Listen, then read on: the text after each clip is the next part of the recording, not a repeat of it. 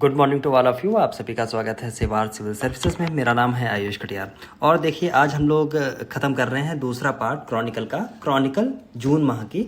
और किस दृष्टि से हम लोग पढ़ रहे हैं, हम लोगों का टारगेट है यूपीपीसीएस प्रीलिम्स 2024, रिव्यू ऑफिसर और एआरओ 2024। ठीक, अभी तक हम लोगों ने कंप्लीट क्या किया है, तो अभी तक जो हम लोग कंप्लीट कर चुके हैं तो पूरे थॉरली जुलाई मंथ की पूरी क्रॉनिकल हम लोगों ने 2 पार्ट में ख़त्म की और उसकी प्रॉपर प्लेलिस्ट आपको चैनल पे बनी हुई मिल जाएगी। दूसरी बात, ये जून माह का करंट अफेयर्स है, इसमें एक पार्ट हम लोग कंप्लीट कर चुके हैं। जहाँ तक मेरा अनुमान था कि ये 2 पार्ट में ख़त्म हो जाएगा, लेकिन ऐसा हो ना सका, इसलिए इसको 3 पार्ट में लेके जाएंगे। ये है दूसरा पार्ट। एक बात और, ये 2-3 दिन वीडियो मेरा लेट हो गया, उसका एक कारण था कि ये जो मेरा टच पैड था ये ख़राब हो गया था, इसे मुझे दोबारा एक नया ऑर्डर करना पड़ा, राइट। तो इसलिए आज हम लोग आते हैं सेकंड पार्ट में सीधे, और कुछ इधर उधर की बात नहीं करेंगे। लेकिन एक बात घटना ये है कि जो ये वाली क्रॉनिकल है उसको आर्थिकी से ना ख़त्म करके सेकंड पार्ट हम लोग सीधे चलेंगे इस बार अंतर्राष्ट्रीय में। अंतर्राष्ट्रीय वाला पोर्शन देखना होगा, रीज़न ये है क्योंकि ये आपको सुला देगा, राइट। तो इसलिए मेरा ऐसा अनुमान है कि आप अगर राष्ट्रीय से स्टार्ट करते हैं तो जो इंटरनेशनल जो इवेंट है, अगर उससे आप शुरुआत करते हैं तो वो फार बेटर होगी स्थिति, राइट। तो चलिए पहला टॉपिक आ गया यहाँ पे, WHO द्वारा रोगी सुरक्षा अधिकार चार्टर का शुभारंभ। एक इंपॉर्टेंट इवेंट अभी और भी हुआ है। इवेंट ये है कि हम लोग जो प्रोग्राम मेंटर से प्रोग्राम जो चला रहे थे यूपीपीसीएस प्रीलिम्स के लिए 2024 के लिए, उसके लिए उसका फर्स्ट टेस्ट पेपर मैंने टेलीग्राम पे भेज दिया है, आप जाके ऐसे देख सकते हैं, राइट। ये आपको ऐसे देखने को मिल जाएगा। मेंटर से प्रोग्राम चल रहा था, डे 1 से ऐसे पॉलिटी हम लोगों ने स्टार्ट की थी। दूसरी चीज़ है, क्वेश्चन का लेवल आप देख सकते हैं, राइट। बिल्कुल सधी हुई स्थिति है, जैसी पूछी जाती है। जैसे ये वाला आप ऑप्शन देखें और ज़रा गेस करें कि चीज़ें क्या क्या हैं। दूसरी चीज़ है, जैसे स्टेटमेंट आते हैं, जैसे मैचिंग आती है चीज़ों के लिए, और कोई फालतू की ज़बरदस्ती की शोशेबाजी नहीं की गई है कि आप पेपर बहुत ज़बरदस्ती कठिन बनाया जाए, राइट। कुछ चीज़ें इंपॉर्टेंट है, जैसे ये वाली घटना इंपॉर्टेंट थी 1813 के चार्टर में, उसको मैंने यहाँ पे रखा, किसी भी समय पूछी जा सकती है, राइट। इसके बाद में ये वाला जैसे पूछा जाता था ऐसे मैंने रखा हुआ है, राइट। इससे क्वेश्चन निकल के आया था, यूपीएससी ने भी एक बार इसको ऐसे ही पूछा है, ठीक। तो इसलिए इसको भी रखना बहुत ज़रूरी था। इसलिए बहुत सारी चीज़ें इसमें ध्यान में रखी गई। जो लोग हैं, जैसे ये दो वाले जो क्वेश्चन हैं, 2 स्टेटमेंट वाले आते हैं, बिल्कुल वैसे इसको बनाया गया। 1919 के एक्ट की यहाँ से बात की गई थी। 1919 के एक्ट में क्या हुआ था, एक प्रॉपर घटना थी जहाँ पे महिलाओं को भी वोटिंग राइट्स दिए गए सीमित अधिकार के साथ में, कर संपत्ति शिक्षा, ठीक। और उसके अन्य पहलू थे, जैसे जिला परिषद में कुछ और सीन था, स्टेट में कुछ और सीन था, जबकि सेंटर में कुछ और सीन था। अलग अलग कहानी है। ऐसे करके कुल मिला के ये जैसे ये वाला क्वेश्चन था, ठीक है, आने की संभावना बनी रहेगी। इसलिए मैं कह रहा हूँ कुछ चीज़ें ऐसी हैं जिनको किया गया, कुछ बेसिक क्वेश्चन थे जिनको रखना जरूरी है, एक जैसे ये वाला है, ठीक। तो ऐसे हम लोग बनाते हैं। और लास्ट में मेंटरशिप प्रोग्राम का अर्थ ये था कि मेंटरशिप प्रोग्राम में ये बताया जा सके कि अंत में हम लोगों को करना क्या है, राइट। तो ये एनालिसिस होती है प्रॉपर। अगर आपने एनालिसिस नहीं देखी है, यूट्यूब पे आपकी जाके देख लें, एक बात। दूसरी बात, इसमें जैसे ये लिखा गया है ना कि कौन कौन से आपको एक्ट पढ़ने हैं, बहुत सारे एक्ट हैं ये लिखे हुए हैं, ठीक। ये लिखा है 2019 से बैक टू बैक यूपीपीसीएस ने 21-22 प्रीलिम से पूछे की संभावना है। 1935 का एक्ट इस बार यूपीएससी प्रीलिम से पूछा गया। यूपीपीसीएस प्रीलिम्स हो सकता है हूबहू वही क्वेश्चन रख दे या फिर इधर उधर से बदल के रख दे, राइट। तो ये सारी चीज़ें हैं, कुछ चीज़ें और ऐसे हम लोग लिख के देते हैं। खैर बात अलग की है, कुछ चीज़ें थी। अगर आपको पेपर ये चाहिए तो आप डाउनलोड कर लेना टेलीग्राम पे जाके। टेलीग्राम आपको मिल जाएगा कहाँ पे, तो अबाउट सेक्शन में आपको मिलेगा, राइट। अब चलो यहाँ पे आ जाता हूँ, सबसे मुद्दे की बात। चलो यहाँ से आता हूँ। WHO द्वारा रोगी सुरक्षा चार्टर का शुभारंभ किया गया। नंबर 1 बात है कि रोगी सुरक्षा चार्टर का शुभारंभ हो रहा है, पहली बात। दूसरी बात है कि ये कन्वेंशन जो हुआ है, इस पे सम्मेलन जो हुआ है वो हुआ कहाँ है, सबसे बड़ी बात है, याद रख लेना। तो ये हुआ है मध्य चिली के सैंटियागो में, एक बात। दूसरी बात, ये इस तरीके का पहला चार्टर है। दूसरी बात। तीसरी बात इसमें यह है कि ये रोगी सुरक्षा पर छठे वैश्विक मंत्री स्तरीय सम्मेलन था। कौन सा था? छठा, राइट।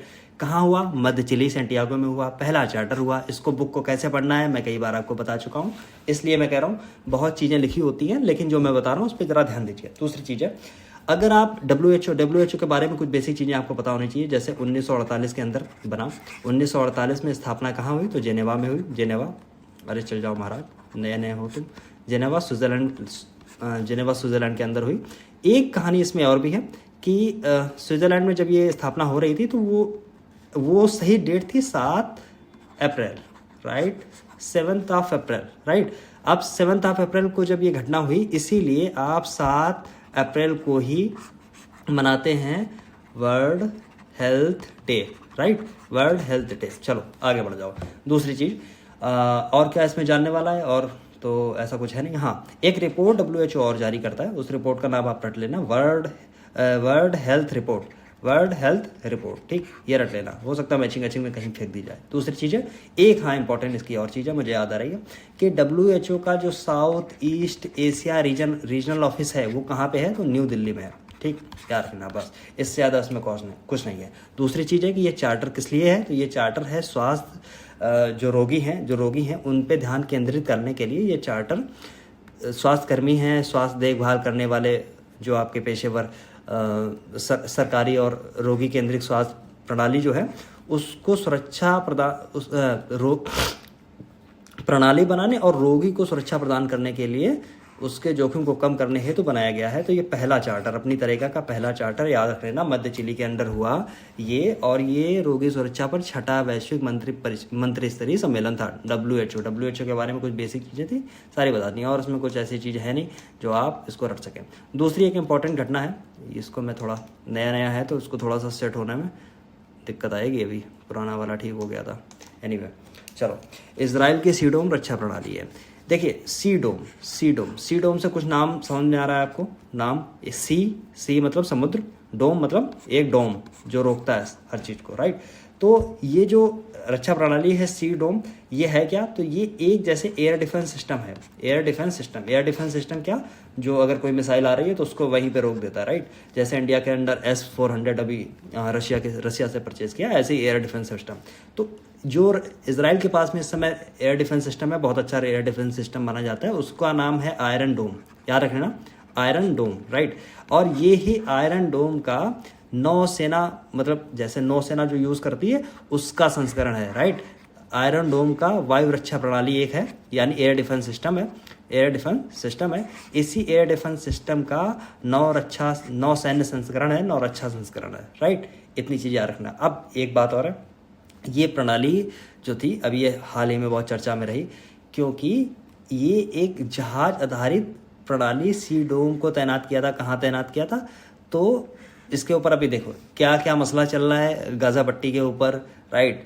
हमास, लेबनान, आसपास क्या सीन चल रहा है आपको सब पता है, राइट। इतनी सारी न्यूज़ें बहुत रह रही हैं, राइट। उसमें मुझे कुछ बताने की आवश्यकता है नहीं, बताने वाली चीज़ केवल इतनी है, सी डोम बहुत रही है। अभी पूछा जा सकता है, हाल ही में चर्चा में रही सी डोम क्या है, ठीक। दुनिया के 4 ऑप्शन दे देगा, या सी डोम दे देगा तो पूछेगा किस देश की है, राइट। ऐसी चीज़ें, बेसिक चीज़ें ये पूछ सकता है। जैसे इंडिया के अंदर जो एयर डिफेंस सिस्टम है अलग अलग तरीके के हैं। अभी हम लोगों ने S-400 परचेज़ किए। S-400 से पहले हम लोग एक और है 2024 के अंदर इंडिया एक एयर डिफेंस सिस्टम भारत का जो है स्वदेशी इंडिजिनस तरीके से जो डेवलप कर रहा है, उसका क्या नाम है, तो उसका नाम याद रख लेना, क्या है, आकाश तीर। ये सही से चल नहीं रहा, एनीवे आप देख सकते हैं, राइट। आकाश तीर उसका नाम है।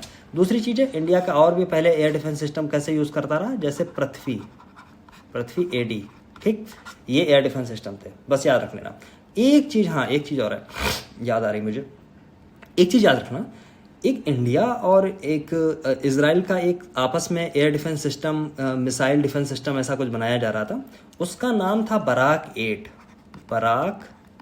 याद रख लेना, बराक 8, ठीक है, बस, ठीक।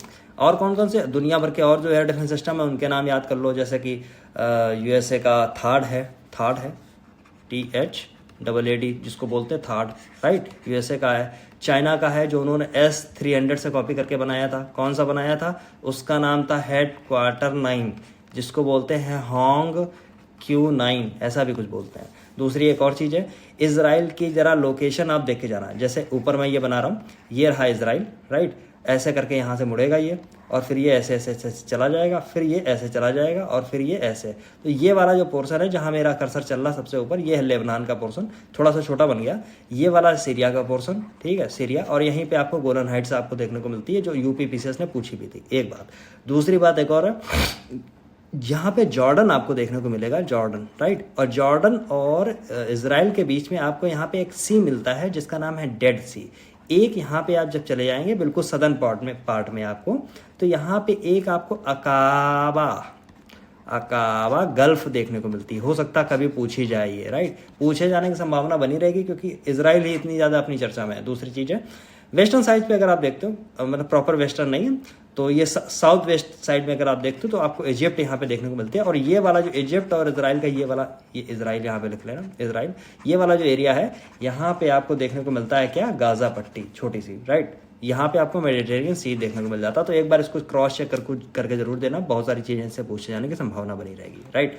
दूसरी चीज़ है गोलान हाइट्स, पिछली बार पूछी थी, आपको पता होगा, ठीक है। आगे बढ़ता हूँ, सोमालिया के संविधान में हुए ऐतिहासिक बदलाव, ठीक, सोमालिया के संविधान में ऐतिहासिक बदलाव क्या है, क्योंकि सोमालिया की संसद ने हाल ही में ऐतिहासिक संशोधन किया। संशोधन में सीन यह हुआ कि अब देश का जो राष्ट्रपति होगा वो प्रधानमंत्री की नियुक्ति और पद से हटाने का उसको अधिकार होगा, पहले ये अधिकार ही नहीं था। बताइए कितने दिनों के बाद ये हो रहा है, ठीक। जब एक चीज़ और है, इससे मुझे याद आ गई, इंडिया ने जब महिलाओं को जब वोटिंग का राइट दिया, पूरी दुनिया में शायद ही ऐसा कहीं किसी देश में उस समय ऐसा हुआ हो, क्योंकि जब यूएसए आज़ाद हुआ, यूएसए ने भी सबसे पहले राइट नहीं दिए महिलाओं को। दूसरी चीज़ है जब फ्रांस आज़ाद हुआ तो फ्रांस ने भी राइट नहीं दिए महिलाओं को वोटिंग राइट, हालांकि बाद में दिए, ठीक है। बहुत सारे कंट्रीज़ में जो आज बहुत बड़ी बड़ी सुपर पावर बने हुए हैं उन्होंने ऐसा नहीं किया, तो इंडिया का एक बहुत बड़ा कदम था, राइट। दूसरी चीज़ है, आगे बढ़ जाओ, आगे बढ़ो, मुद्दे से हटना नहीं है गनी भाई, आगे चलते रहना, राइट। तो यहाँ पे क्या है, शीर्ष अधिकारों के बीच में जो पावर का डिस्ट्रीब्यूशन था उसका विवाद था और इस विवाद को समझा लिया गया है, मतलब उसमें एक ऐतिहासिक बदलाव हो गया है। ये चीज़ें और बेसिक हैं, इनको आप चाहें तो देख सकते हैं और बाकी जानने की इच्छा नहीं है। दूसरी चीज़ यहाँ पे एक इम्पॉर्टेंट नाम है, इस इम्पॉर्टेंट, एक बार मैं फिर इसको आज ही थोड़ा सा परेशान कर रहा है, थोड़ा सा मैनेज कर लेना, एक आध दिन में ये समझ जाएगा कि नए लोग देखता है ना ये, तो इसलिए जुडीथ सुमिनवा तलुका अब कांगो की पहली महिला प्रधानमंत्री बनी। एक चीज़ मत भूलना, महिला प्रधानमंत्री है, महिला राष्ट्रपति नहीं है, एक बात। दूसरी बात है कांगो से आपको 2 देश देखने को मिलते हैं अफ्रीका में, राइट। जिस कांगो की बात यहाँ पे की जा रही है वो दरअसल है डीआरसी। अब डीआरसी क्या है, आपने बहुत बार सुना होगा नाम डीआरसी, जिसको बोलते हैं डेमोक्रेटिक रिपब्लिक ऑफ कांगो। आप सुन रहे हैं, डेमोक्रेटिक रिपब्लिक ऑफ कांगो। दूसरा जिसको भी कांगो ही बोलते हैं, लेकिन उसका नाम है रिपब्लिक ऑफ कांगो।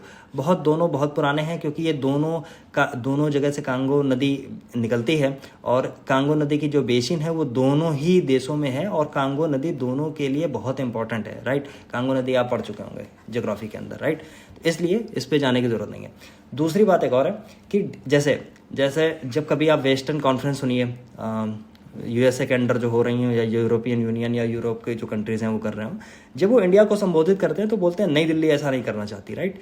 तो वो कभी कभी ऐसा बोला जाता है, जैसे बांग्लादेश के बारे में अगर बांग्लादेश की कोई बात बोली गई तो उसकी राजधानी का नाम लिया जाएगा, राइट।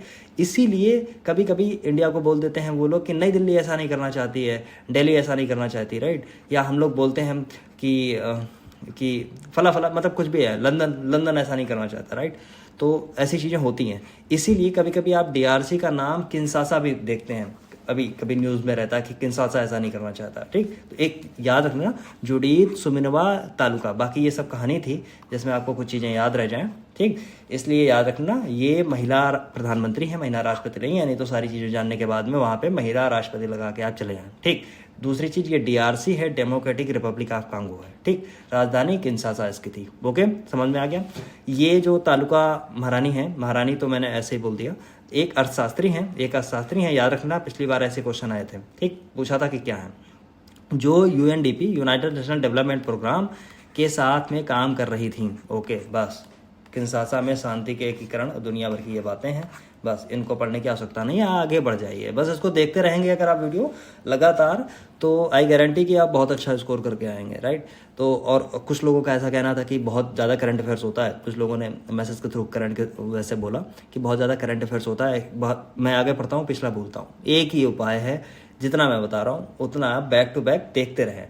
आपके 2 तरीके के दिमाग होते हैं, एक तो नॉर्मल दिमाग जिससे आप सब बहुत चीज़ें याद रखते हैं, एक होता है सबकॉन्शियस दिमाग। सबकॉन्शियस दिमाग ऐसा होता है कि जो आप बार बार आपकी नज़रों के सामने से गुजरता है वो आपके दिमाग में बैठ जाता है, ठीक। तो अपने एक बुक है the power of subconscious mind, ठीक, देखना जाके वो किसकी है। सबकॉन्शियस माइंड अपने आप में बहुत कारगर है ज़िंदगी में। जैसे कि आप एक ही करवट से सोते हैं, राइट, आप सोच के वो काम नहीं करते हैं, है ना।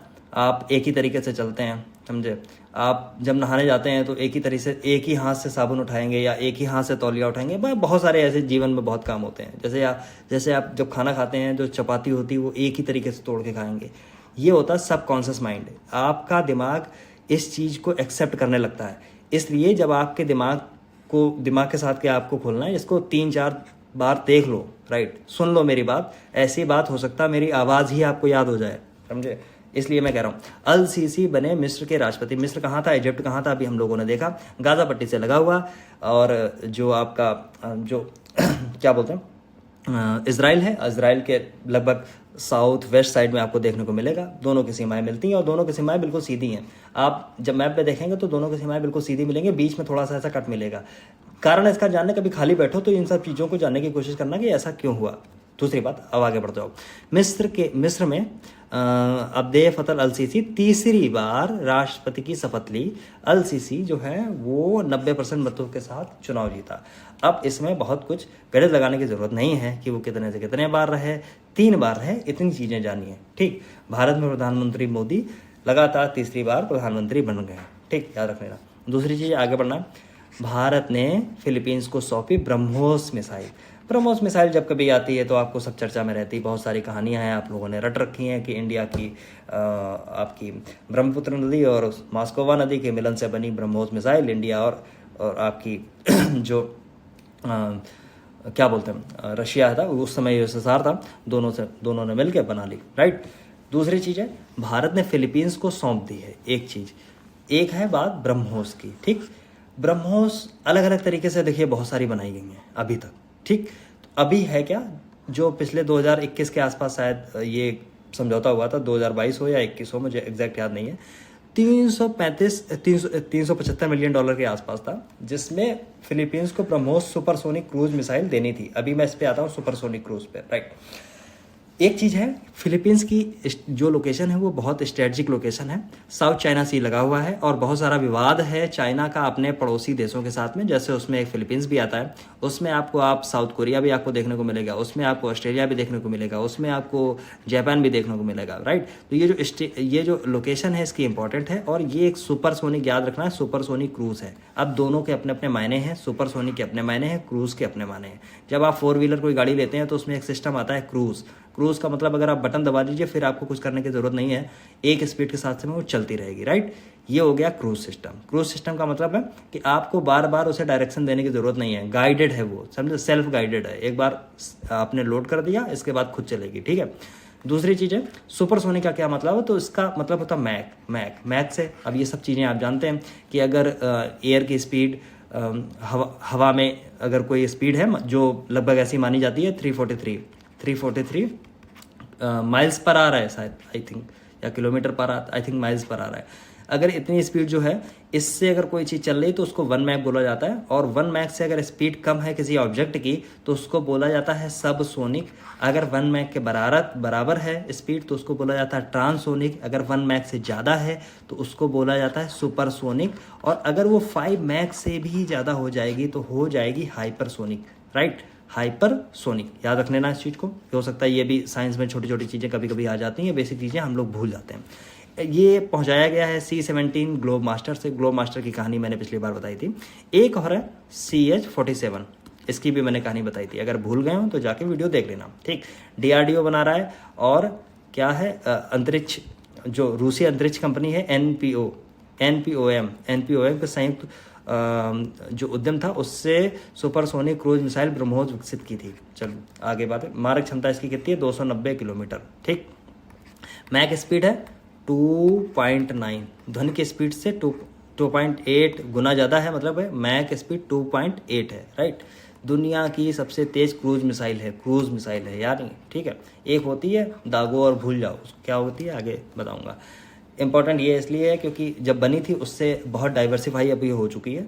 बहुत एडवांस वर्जन इसका आ गया है, ठीक है। और ये एडवांस वर्जन जिसको आप ज़मीन से भी यूज़ कर सकते हैं और एयर से भी यूज़ कर सकते हैं और पानी के अंदर जैसे समुद्र उससे भी यूज़ कर सकते हैं। तो इसलिए डरता है एक तरीके से, इसको ब्रह्मोस के ऊपर इंडिया को बहुत भरोसा है, राइट, इसलिए इम्पॉर्टेंट है। चलो आगे बढ़ जाओ। भारत और कंबोडिया के मध्य एक समझौता ज्ञापन हुआ है। भारत कंबोडिया की लोकेशन आप देखेंगे तो साउथ ईस्ट एशियन कंट्रीज़ के जो ग्रुप है उस वहाँ पे आपको कंबोडिया देखने को मिलेगा, ठीक। जैसे आप म्यांमार से थोड़ा सा ऐसे इस डायरेक्शन में बढ़ेंगे तो वहीं पे आपको लाओस, कंबोडिया और यही सब आपको देखने को मिल जाएंगे, राइट। तो इस पे है एक जो DARPG होता है, DARPG ने कंबोडिया सरकार के सिविल सेवा मंत्रालय के साथ में सिविल सेवा में मानव संसाधन विकास क्षेत्र में सहयोग से जुड़े एक समझौते पर MOU किया है। मेमोरेंडम ऑफ अंडरस्टैंडिंग साइन हुआ है। DARPG इंडिया का है। इसने कंबोडिया सरकार के इसके सिविल सेवा मंत्रालय के साथ में एक ये किया है और ये कोई बहुत सुपर चीज़ नहीं है जो आपके एग्जाम में आने वाली है। इसलिए मैं तो कहता हूँ कि ज़्यादा इसमें दिमाग लगाने की ज़रूरत नहीं है, इसलिए इससे आगे बढ़ जाओ। इम्पॉर्टेंट घटना यहाँ पे है, यहाँ पे थोड़ा सा आप इम्पॉर्टेंट लिखेंगे। एक चीज़ है, एक उस पर इम्पोर्टेंट लगा लेना। देखो मैं बताना भूल गया, जो आपको आयरन डोम वाली जो मैंने चीज़ बताई थी, सी डैम, राइट, उसमें इजराइल वाली उसमें लगा लेना। और दूसरी एक और क्या बताई थी, जो कांगो की DRC की जो महिला राष्ट्रपति या प्रधानमंत्री जो PM बनी थी, सॉरी, उसको ध्यान से देख लेना, वो इंपॉर्टेंट था। तीसरा इंपॉर्टेंट यहाँ पे आपको लगाना, जैसा मैं बता रहा हूँ वैसा आप करते चलिए। अंतर्राष्ट्रीय मोटे अनाज का वर्ष का समापन। अब देखिए इंपॉर्टेंट घटना ये है क्योंकि आज जिस समय मैं ये वीडियो रिकॉर्ड कर रहा हूँ वो है 22 जून, राइट। कल था 21 जून। कल 10वां अंतर्राष्ट्रीय योग दिवस मनाया गया। 2014 के अंडर इंडिया ने डिमांड रखी थी यूनाइटेड नेशन से और वो 2015 में मान ली गई और 2015 में पहला योग दिवस मनाया गया। एक बात, इस बार का जो 10वां था, इस बार की थीम क्या थी आपको पता है? ओके, अब बात आती है ऐसे ही इंडिया ने 2018-19 के अंदर में यूनाइटेड नेशंस और FAO दोनों से ये मांग की गई थी कि जो मिलेट्स हैं, जो मोटे अनाज हैं, उनके लिए भी एक वर्ष मनाया जाए। एक चीज़ याद रखना, बहुत ध्यान से सुनना, इम्पॉर्टेंट क्यों है। अब ये मोटा अनाज है क्या? क्योंकि 1960 के दशक के बाद में मोटे अनाज की खपत बहुत कम होने लगी। और क्यों कम होने लगी? क्योंकि गेहूं बढ़ा दुनिया के अंदर चावल बढ़ा, ठीक। तो ये रिफाइंड अनाज है, जबकि मोटा अनाज जो था लोगों ने उसको बकवास समझ लिया, जबकि मोटे अनाज को सुपर फूड के रूप में आज जानते हैं। क्यों जानते हैं? उसका रीज़न है, मैं इधर आ जाता हूँ, थोड़ा सा लिखूंगा, थोड़ा सा आप समझेंगे, बहुत सारी चीज़ें आपके दिमाग में ऐसे ही रह जाएंगी। इसलिए मैं ये लगातार कोशिश करता रहता हूँ। एक चीज़ है, मोटे अनाज को सुपर फूड क्यों जानते हैं? क्योंकि देखिए ये बहुत ज़्यादा, इसमें फाइबर बहुत अच्छा है, ठीक है। अदर कैल्शियम कंटेंट जो हैं बहुत अच्छे हैं, ठीक। दूसरी चीज़ है, इसको उगाने के लिए पानी की बहुत कम मात्रा चाहिए। ऐसा कहा जाता है कि 1 kg चावल बनाने के लिए आपको 4000 लीटर पानी इन्वेस्ट करना पड़ता है। मोटे अनाज में पानी बहुत कम लगता है। दूसरी चीज़ और है, ये कम उपजाऊ भूमि में भी हो सकता है, राइट। और दुनिया की बहुत बड़ी आबादी जिसका पेट नहीं अभी तक भर पाया है, उसका पेट भरने में भी बहुत सहायक है, ठीक है। याद रखना इस चीज़ को, ठीक। इसलिए इसको बनाया गया, इसको मानते हैं सुपर फूड। अच्छा, एक चीज़ आपने कभी नोटिस की है, दुनिया का बाजार दुनिया को बेवकूफ़ बनाने में कितना आगे है। पहले हम लोगों ने चीनी खाई, राइट। आपने वाइट चीनी खाई, शुगर जो सब लोग खाते हैं, दुकानों में आती है 40-45 रुपए किलो के आसपास।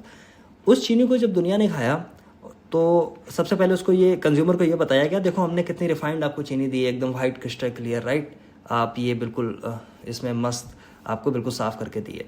फिर दुनिया के अंदर ये प्रचार किया गया कि ये जो वाइट चीनी है इसमें फास्फोरस का यूज़ हो रहा है, बहुत ज़्यादा रिफाइंड की जा रही है, बहुत ख़राब हो रही है, अनहेल्दी है। इसके बाद आप खाइए ब्राउन शुगर। अब बताइए, जो ब्राउन शुगर है उसी को रिफाइंड करके बनाया गया वाइट शुगर, राइट। अब ब्राउन शुगर मार्केट में अगर आप लेने जाएं तो ब्राउन शुगर आपको महंगी मिलेगी। क्यों महंगी मिलेगी? महंगी नहीं होनी चाहिए, लेकिन क्योंकि ये रिफाइंड नहीं की जा रही, इसमें तो और कॉस्ट कम आनी चाहिए, लेकिन फिर भी आपको ब्राउन शुगर हमेशा महंगी मिलेगी, ठीक। ये दुनिया का बाजार ऐसे ही काम करता है, ठीक। ऐसे ही ब्राउन राइस के साथ में हुआ। ब्राउन राइस खूब प्रचार किया गया।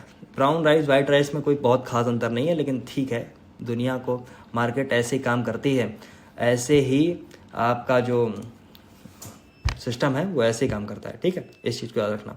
तो फिर ये सब चीज़ें हैं कि यूनाइटेड नेशन ने ऐसी बात मान ली इंडिया की, और 2023 को डिसाइड किया था।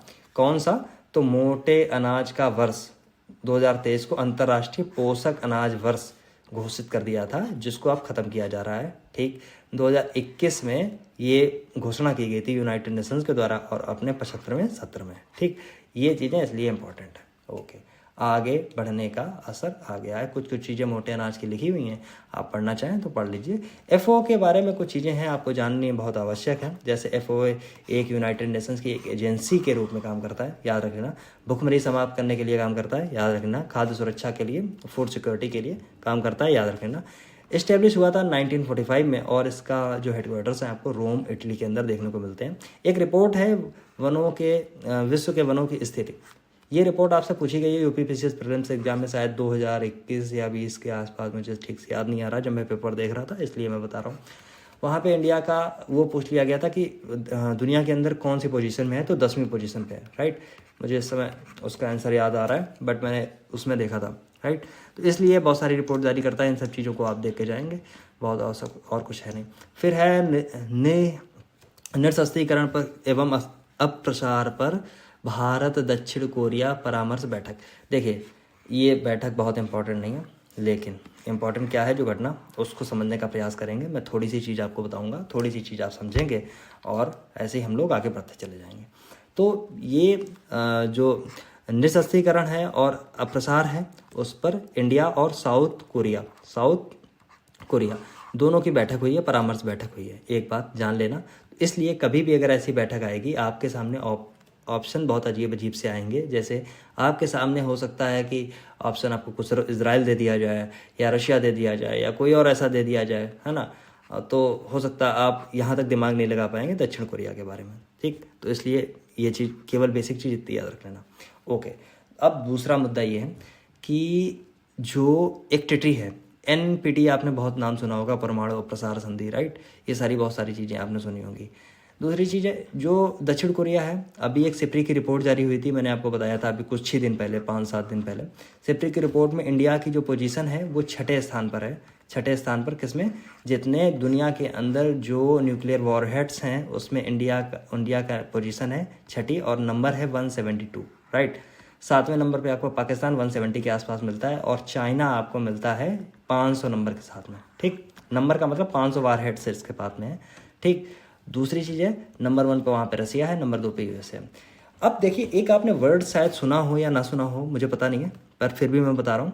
एक वर्ड है nuclear umbrella, NU। Right, NU का मतलब क्या है, ध्यान से सुनना। ओके, मान लीजिए USA एक न्यूक्लियर पावर है, रशिया एक न्यूक्लियर पावर है। राइट, अब USA ये चाहता है कि दुनिया में और सारे जो देश हैं वो अपनी न्यूक्लियर कैपेसिटी डेवलप ना करें। इसके लिए ये अन्य देशों से ये बोला कि ऐसा करो कि तुम्हें न्यूक्लियर पावर होने की ज़रूरत क्या है, मैं तुम्हें न्यूक्लियर अम्ब्रेला दे रहा हूँ। मतलब इसका क्या हुआ कि न्यूक्लियर एटम बम या कुछ भी, आप परमाणु बम कुछ भी बनाने की ज़रूरत नहीं है आपको। मैं अगर आपके कहीं युद्ध होता है और आपके ऊपर अगर ऐसा कोई हमला किया जाता है, एटॉमिक एम्बुश किया जाता है किसी तरीके से, तो मैं उसके जवाब में आपकी जगह पे मैं अपना काम आपके जवाब में करूँगा। राइट, तो ये होता है न्यूक्लियर अम्ब्रेला। किसको किसको दे रखा है? जैसे कि जापान को दे रखा है, और किसको दे रखा है? ऑस्ट्रेलिया को दे रखा है। राइट, और किसको दे रखा है? तो आई थिंक साउथ कोरिया भी उसी में है, साउथ कोरिया को भी दे रखा है। और किसको दे रखा है? तो नाटो ऑफकोर्स देगा, नाटो को तो देगा ही देगा। राइट, तो इतनी सब चीज़ें हैं और इसमें और कोई बहुत शानदार चीज़ नहीं थी। कुछ चीज़ें इंपॉर्टेंट मुझे लगी तो मुझे बताने का मन हुआ। राइट, आगे बढ़ो। दुबई में वैश्विक शिक्षा एवं प्रशिक्षण प्रदर्शनी का आयोजन है। बहुत कुछ ऐसा खास है नहीं, इसको ज़रा एक बार आप देख लेना। केवल मोटी चीज़, प्राइमरी चीज़ें देखेंगे और आगे बढ़ जाएंगे। ठीक, फिर है सेवा निर्यात संवर्धन परिषद। ठीक, अब ये है क्या, जिसकी बात पीछे की गई उसी की बात यहाँ पे आ गई। राइट, वाणिज्य एवं उद्योग मंत्रालय द्वारा स्थापित सेवा निर्यात संवर्धन परिषद जो है, उसको भारत के सेवा क्षेत्र के लिए वैश्विक व्यापार अवसरों को सुविधाजनक बनाने के लिए काम सौंपा गया है। एक बात। दूसरी बात है, ये एक सर्वोच्च व्यापार निकाय है जो भारतीय सेवा निर्यातकों को सुविधा प्रदान कर देता है।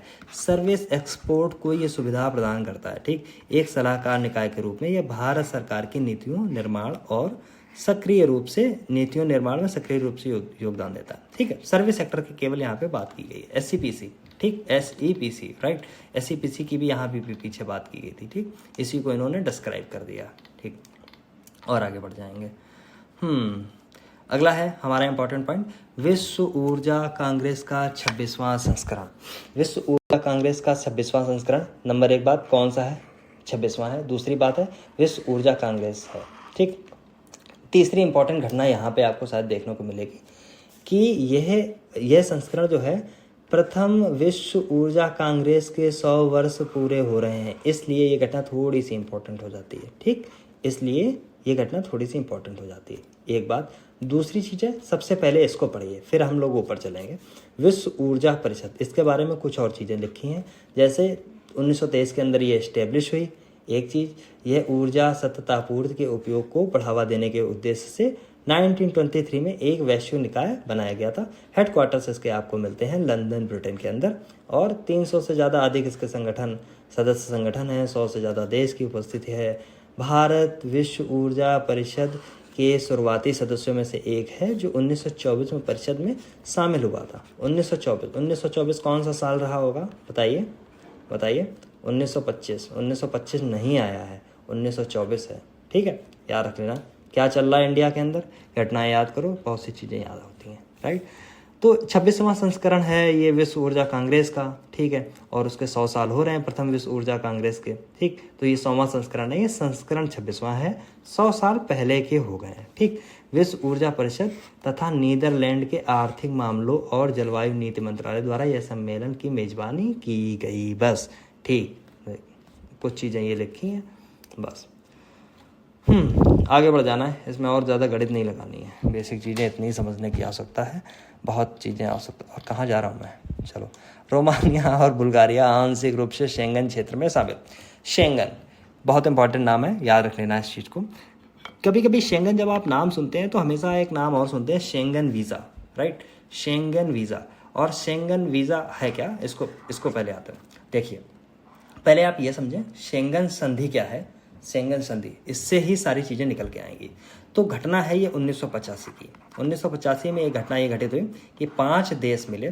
5 देश कौन कौन से थे, मुझे 2-3 तो याद आ रहा है, जैसे फ्रांस है, जर्मनी है, राइट, फ्रांस, जर्मनी, और शायद लग्जमबर्ग था, समझे, इसलिए क्योंकि शेंगन का नाम ही लग्जमबर्ग के नाम की एक जगह से पड़ा है। ऐसे करके 5 जो हैं, शायद बेल्जियम, नीदरलैंड भी था, याद कर लेना, कुछ ढूंढ लेना जाके। ये 5 देश हैं, ये देश मिले 1985 के अंदर, और ये बोला कि हमारा जो एरिया होगा उसके अंदर बार बार वीज़ा लेने की ज़रूरत नहीं है। अगर इंसान ने एक वीज़ा ले लिया है, शेंगन वीज़ा, तो वो पूरे रीजन में बिना आवाज़, बिना किसी रोक टोक के इधर से उधर से सांप सीढ़ी करता हुआ मारा घूम सकता है, राइट, ऐसे मारा घूम सकता है, कोई बात नहीं। एक बात, इसके बाद में इसमें देशों की संख्या लगातार बढ़ती रही, और इस समय देशों की संख्या ठीक ठाक ज़्यादा हो गई। इस समय मतलब जो है शेंगन क्षेत्र के अंतर्गत 27 देश थे, जिसमें अभी 2 और जुड़े हैं, राइट, याद रखना। अब हो जाएंगे ये टोटल 29। दूसरी चीज़ है, अब आ जाइए इस पर, रोमानिया और बुल्गारिया जो आंशिक रूप से शेंगन क्षेत्र में शामिल हुए। शेंगन चीज़ आपको समझ में आ गई, शेंगन वीज़ा समझ में आ गया, और ट्रीटी कब हुई ये भी आपको पता चल गया। अब बात है 1 अप्रैल को रोमानिया और बुल्गारिया आंशिक रूप से शेंगन क्षेत्र में शामिल हो गए।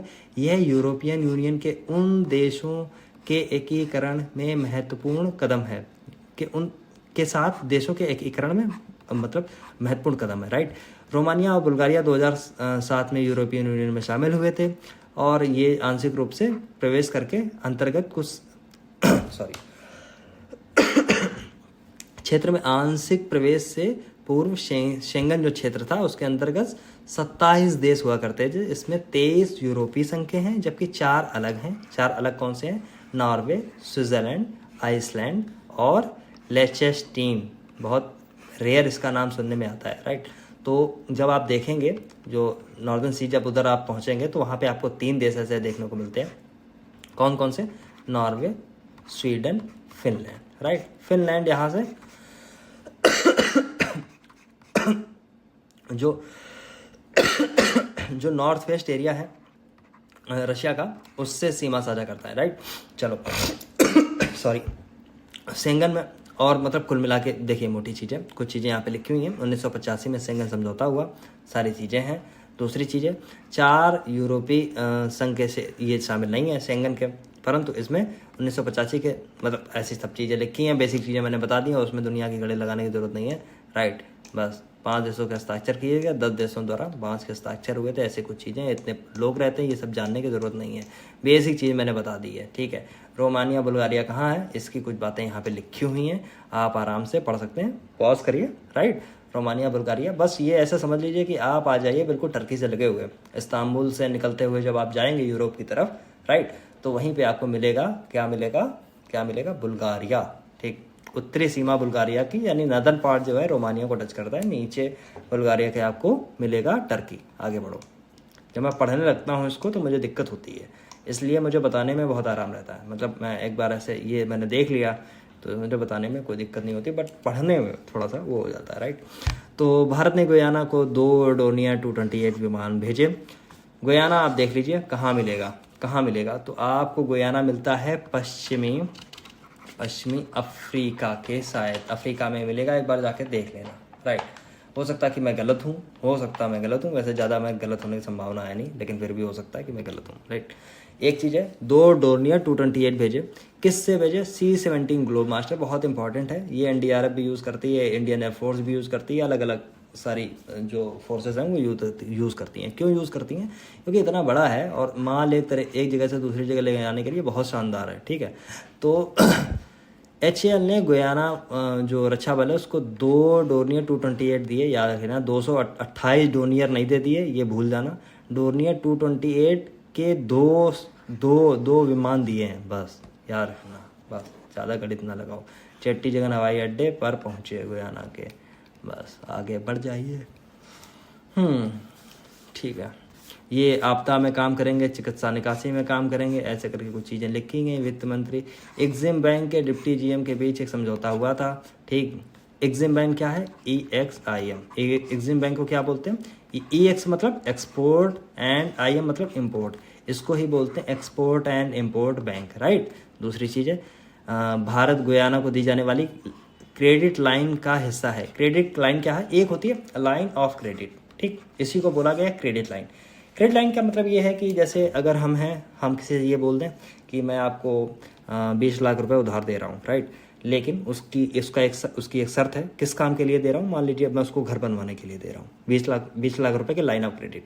इसका मतलब ये हुआ कि मैं 20 लाख रुपए उसको सीधे पैसा नहीं दूंगा, मेरी बिल्डिंग मटेरियल की दुकान है, मेरे पास सरिया मिलेगी, मेरे पास सीमेंट मिलेगी, मेरे पास आपको ईंट मिलेगी, मेरे पास ऐसे सारे औजार मिलेंगे जिससे एक घर बनता है, तो वो सारी चीज़ें मुझी से ही खरीदेगा उसी 20 लाख रुपए की, राइट। तो इसका मतलब ये हुआ 20 लाख रुपए का केवल पैसा नहीं दिया, 20 लाख रुपए की हमने प्रोडक्ट उसको दिए, उस पर हमारा कुछ मार्जिन होगा, राइट, ओके। इसीलिए लाइन ऑफ क्रेडिट पे आप हमेशा देखते हैं जो इंटरेस्ट होता है दुनिया के देश एक दूसरे को देते हैं वो बहुत कम होता है, राइट। चलो और कुछ नहीं है, फिर वो यहाँ पे आ गया साइंस एंड टेक। अभी याद रखना आर्थिकी हमारी छुटी हुई है, बिल्कुल उसको करना है, राइट। फिर है 2030 तक मलबा मुक्ति अंतरिक्ष मिशन, इंपॉर्टेंट लगा लेना, इस पर इंपॉर्टेंट लगाना, क्यों लगाना देखो 2030 तक याद रखेंगे, ये टारगेट है मलबा मुक्त अंतरिक्ष मिशन।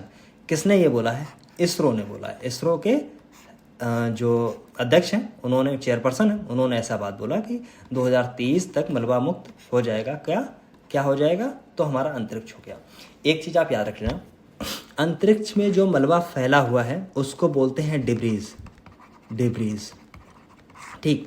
डिब्रीज क्या होती हैं, मान लीजिए कोई सैटेलाइट भेजा हमने, आज तो वो ज़रूरी था, पहुंच गया, लेकिन कल को क्या हुआ, वो बेकार होता गया और वो टूट गया, या मान लीजिए 2 सैटेलाइट आपस में लड़ गए, वो टूट गए, उनका मलबा पूरे में ऐसे से ऐसे बिखरा रहेगा और ये पता नहीं कब तक ऐसे ही चक्कर लगाता रहेगा, अरबों सालों तक, ठीक है। तो ये मलबा कहीं जाने वाला नहीं है, ये ऐसे ही चलता रहता है, ठीक। तो मान लीजिए ये आगे आने वाले समय में अगर इसको रोका नहीं गया तो बहुत परेशानी होगी। उसी के लिए एक संगठन बना जिसका नाम है अंतर एजेंसी अंतरिक्ष मलबा समन्वयन समिति, IADC, राइट। इसकी ही वार्षिक बैठक थी, उसकी 42वीं बैठक थी इसी में इसरो के अध्यक्ष जो हैं S सोमनाथ साहब, इन्होंने ऐसी घोषणा कर दी, मलबा मुक्त अंतरिक्ष मिशन, राइट। अब बात आपको समझ में आ गई। दूसरी चीज, एक घटना शायद आपको याद आती हो, मिशन शक्ति, आप अगर पढ़ पा रहे हो, मैं लेफ्ट साइड में लिख रहा हूँ। मिशन शक्ति एक घोषणा, मतलब एक ऐसी ही योजना थी जिसके अंदर ये किया गया कि इंडिया ने 2000 आई थिंक 21 के अंदर ऐसी घटना हुई थी, पता नहीं क्या हुए थे, 2019 के अंदर हुई थी, एक बार आप देख लेना, मुझे एग्जैक्ट याद नहीं आ रहा। दुनिया मतलब इंडिया ने क्या किया कि अपनी इसकी एक मिसाइल है और मिसाइल को दाग दिया और अपना एक जो सैटेलाइट था उसको ही उड़ा दिया। ऐसा क्यों किया? क्योंकि देखिए, जब दुनिया के अंदर जब वॉर होगी, जब लड़ाई होगी, हर मुद्दे पे लड़ाई होगी, वो लड़ाई लड़ी जाएगी अंतरिक्ष के अंदर भी। और अंतरिक्ष में ही अभी आपने देखा यूएसए एक टास्क फोर्स बना चुका है जो लड़ने के लिए अपनी प्रैक्टिस तैयारी कर रहा है, राइट। इसीलिए इंडिया ने जब ये सैटेलाइट अपना जब ये गिराया अपनी मिसाइल से, और ये मिसाइल लॉन्च की गई थी एपीजे अब्दुल कलाम का जो द्वीप है, जिसका व्हीलर द्वीप पहले नाम था, उड़ीसा के तट से, वहाँ से लॉन्च की गई थी। और लोअर अर्थ ऑर्बिट में अपने एक चालू हालत के जो आपका सैटेलाइट था उसको मार गिराया। इससे फ़ायदा क्या हुआ? फ़ायदा ये हुआ कि इंडिया दुनिया के देशों की उन जमात में शामिल हो गया जिनके पास में ये पावर थी कि वो सैटेलाइट को अपनी मिसाइल से गिरा सकते हैं, राइट। इसी को ही नाम दिया गया था मिशन शक्ति। 2019 की घटना थी, अगर मैं ठीक से याद कर पा रहा हूँ तो, हो सकता है कि कुछ गलत हो, राइट। याद रखना। और ये मिसाइल याद रखना, ये मिसाइल थी पृथ्वी, मुझे ठीक से अगर याद आ रहा है तो ये मिसाइल थी पृथ्वी, राइट। अब मेन बात ये है, तो जो ये डिब्रीज फैल गई थी तो दुनिया के देश मतलब जिसको बोलते हैं ना नंगा होके नाचना, बिल्कुल ऐसी वाली घटना हो गई थी। और ये दुनिया के देश जो थे वो क्रिटिसाइज़ करने लगे इंडिया को, ये डिब्रीज फैला रहे हैं, ये ऐसा कर रहे हैं, वैसा कर रहे हैं। जबकि यूएसए ऐसी जमात में पहले से शामिल है, रशिया ऐसी जमात में पहले से शामिल है, चाइना ऐसी जमात में पहले से शामिल है। इंडिया बना था उस समय चौथा देश पूरी दुनिया का, ओके, चौथा देश पूरी दुनिया का। एक चीज़ आपने कभी नोटिस किया है, दुनिया के देश वेस्टर्न जो कंट्रीज़ हैं उसमें यूएसए भी शामिल है, हमेशा ये चिल्लाते रहते हैं कि इंडिया है, चाइना है, और ये सब लोग जो हैं वो बहुत कार्बन बहुत ज़्यादा निकाल रहे हैं, कार्बन डाइऑक्साइड बहुत ज़्यादा निकाल रहे हैं, ग्रीन हाउस गैसेज बहुत ज़्यादा निकल रही हैं। आप मुझे एक बात बताइए, आपके यहाँ औद्योगिक क्रांति पहले हुई, इंडस्ट्रियल रेवोल्यूशन पहले हुआ, आपके यहाँ इंडस्ट्रीज़ पहले लगी, आपने ऊर्जा का सबसे ज़्यादा दोहन किया और अपने देश को एक विकसित राष्ट्र बनाया, और इसके बाद में जब आप विकसित हो गए, आपकी पर कैपिटा इनकम सुधर गई, आपका इंफ्रास्ट्रक्चर सुधर गया, आपका इंडस्ट्री सेक्टर सुधर गया, आपके यहाँ दुनिया के सारे संसाधन बन गए हैं आज के दिन। और जब ये देश, हमारे जैसे देश, जैसे जिसमें साउथ अफ्रीका भी आता है, जिसमें आपका इंडिया भी आता है, जिसमें आपका, अब तो चाइना बहुत आगे हो गया, आज से 15 साल पहले तक उसकी भी स्थिति ऐसी थी, ठीक, बांग्लादेश हो गया, या ऐसे बहुत सारे कंट्रीज़ हैं, राइट। इन देशों के ऊपर आप बोलते हैं कि आप बहुत ज़्यादा इमिशन कर रहे हैं। इंडिया का हमेशा अपोज यही रहता है कि देखिए, आप लोगों ने जो दुनिया का दोहन किया है उसके बाद में इंडिया को कुछ टाइम तो मिलना चाहिए, राइट। हम भी बिल्कुल ऐसा नहीं हो सकते हैं कि आपने पेट भर के खाना खा लिया और फिर आपने बोला कि देखो ये जो खाना था ये बहुत अच्छा नहीं था, कल आपको मिलेगी ब्रेड अच्छी वाली, राइट। तो अभी अगर वो नहीं खाएगा तो वो मर जाएगा, राइट। तो मजबूरी में उसको खाना तो पड़ेगा, ठीक। यही हालत इंडिया है। इसीलिए इंडिया ने अपना जो जो कार्बन शून्य उत्सर्जन लक्ष्य था वो 2070 रखा था, जबकि पूरी दुनिया का कितना था, 2050 या 40 के आसपास। देख लेना एक बार, वह कहानी बताने की वो है, बस और कुछ नहीं है। ओके,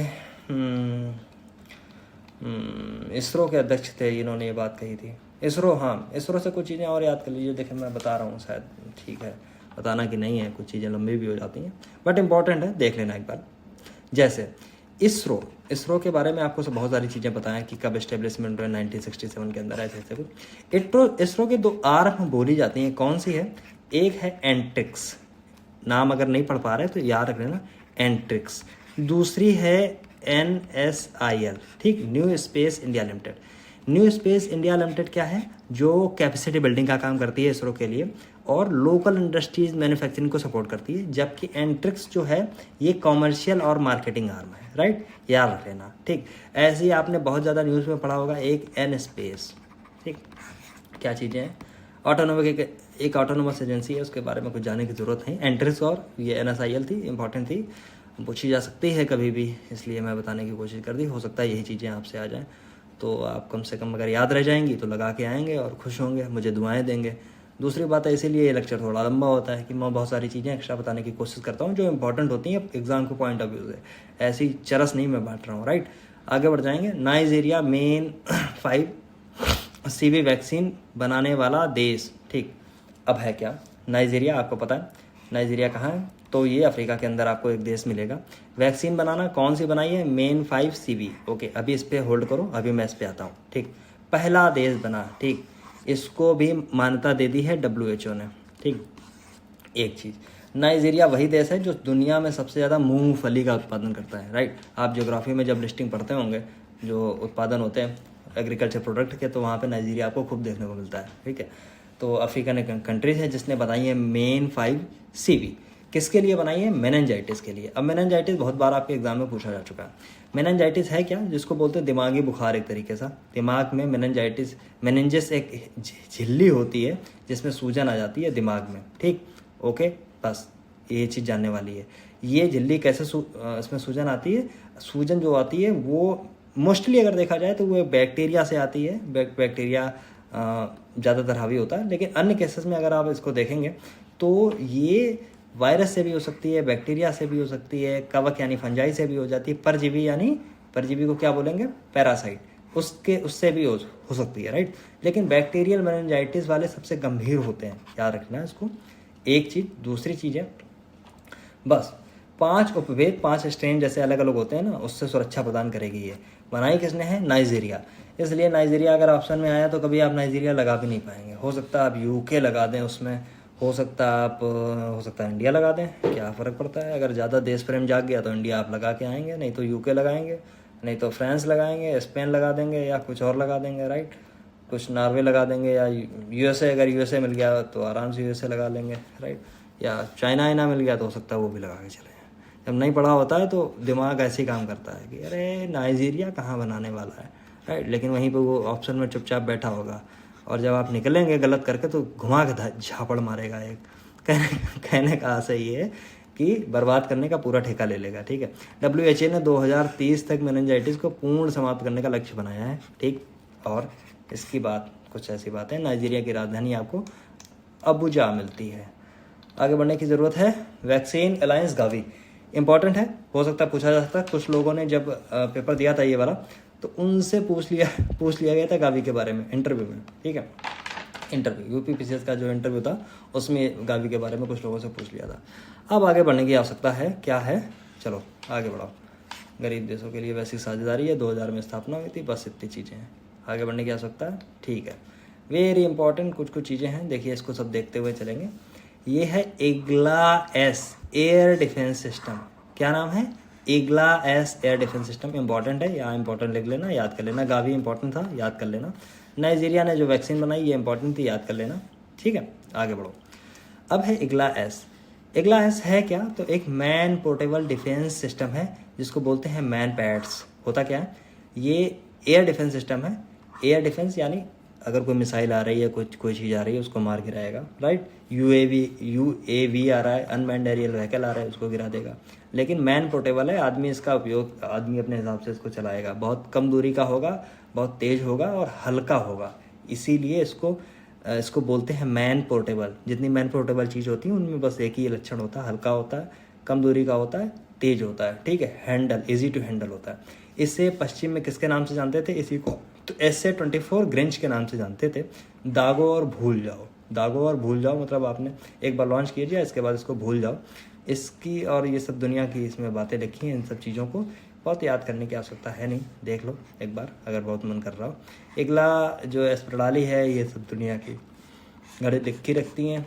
कितनी चीज़ें आप याद नहीं कर पाएंगे और ना आपके एग्ज़ाम के इम्पॉर्टेंट है, इसलिए कह रहा हूँ जो इम्पॉर्टेंट है बस उससे याद रखो। ये इम्पॉर्टेंट वाला पॉइंट है, इसको पढ़ने वाली बात है। नवंबर 2023 में भारत और रूस के साथ इससे संबंधित अनुबंध पर हस्ताक्षर किए गए थे। देखिए मुझसे कमेंट के थ्रू किसी ने ऐसा पूछा कि सर इतना लंबा हो जाता है, आप मुझे ये बताओ कि मतलब उनके कहने का आशय ये था, मोहतरमा का, कि आप मुझे मतलब कहने का आशय ये था कि आप मुझे बताएं कि इतना ज़्यादा कैसे याद किया जाए करंट अफेयर। तो देखिए एग्ज़ाम मान लीजिए अगर आप सिविल सर्वेंट का एग्ज़ाम देते हैं, मान लीजिए अगर आप स्टेट सिविल सर्विसेज का एग्ज़ाम देते हैं, डिप्यूटी कलेक्टर आप बनना चाहते हैं या सब डिविजनल मजिस्ट्रेट आप बनना चाहते हैं, तो उससे पहले जब करंट अफेयर्स आप पढ़ें उससे पहले ये दिमाग में बैठा लीजिए कि आप एक SDM हैं, राइट। SDM होने के 2 कारण हैं। एक, आप जागरूक नागरिक हैं, ठीक 2 इसके लक्षण होंगे। एक, आप जागरूक नागरिक हैं। दूसरी चीज़ है, आप सरकार की योजनाओं को, सरकार की नीतियों को उन गरीब वंचितों शोषितों, समाज के जो सामान्य वर्ग हैं वहाँ तक, आदिवासी हों, दलित हों, या सब ऐसे जो लोग हैं जो वंचित हैं, जो गरीब हैं, राइट, उनके लिए आपको काम करना है। ठीक, तो एक पहलू हो गया गवर्नमेंट की दृष्टि में आप कितने सुचारू रूप से उनकी योजनाओं को चला सकते हैं। गवर्नमेंट की योजनाएं, गवर्नमेंट की नीतियां, भारत सरकार, उस प्रदेश की सरकार, वहाँ से जुड़े सारे मुद्दे, उन चीज़ों को ध्यान में रखें। दूसरी चीज़ें, एक जागरूक नागरिक के बतौर से आपको बेसिक चीज़ें, देश दुनिया में क्या चल रहा है ये चीज़ें जाननी है। उसमें रील्स में क्या चल रहा है ये चीज़ें जाननी नहीं है। जैसे कच्चा बादाम चल रहा है या फिर कुछ नया आ गया है तो ये आवश्यकता नहीं है, राइट। एक जागरूक नागरिक को क्या चाहिए उसके लिए बात हो रही। ठीक है, फिर है AICTE और सी कैम के मध्य समझौता हुआ, कोई बहुत बड़ा समझौता नहीं। AICTE को बोलते हैं ऑल इंडिया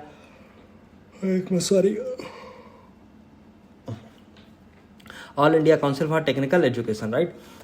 इसके बीच सी कैम के बस समझौता हुआ जो है सेलुलर एंड मॉलिकुलर प्लेटफॉर्म्स के साथ में। कुछ बेसिक चीज़ें हैं, बाकी इतनी इंपॉर्टेंट ये सारी चीज़ें हैं नहीं, इसलिए आगे बढ़ने की ज़रूरत आ गई है। ठीक है, फिर है piezo electric bone conduction hearing implant. ये हुआ कहाँ है याद रखना, पुणे का कमांड हॉस्पिटल दक्षिणी कमान में सफल piezo electric bone conduction hearing implant हुआ है, राइट। करने वाला देश का पहला सरकारी अस्पताल बन गया है ऐसा करने वाला, याद रखना। ENT यानी नाक कान गला जो होता है उसके विभाग के डॉक्टरों द्वारा गंभीर जन्मजात श्रवण समस्याओं वाले 7 वर्षीय बच्चे के एक तरफा बहरापन से पीड़ित एक वयस्क का प्रत्यारोपण किया गया। कुछ डॉक्टरों के नाम हैं, बहुत इंपॉर्टेंट नहीं है, लेकिन हाँ याद करने के बाद देख लो, डॉक्टर नीतू सिंह के मार्गदर्शन में ऐसा हुआ। ठीक, फिर यहाँ पे लिखा है पीजो इलेक्ट्रिक बोन कंडक्शन के बारे में, सिस्टम क्या होता है कि ये सब चीज़ें बहुत गणित नहीं करनी चाहिए, लेकिन हाँ देख लो थोड़ा।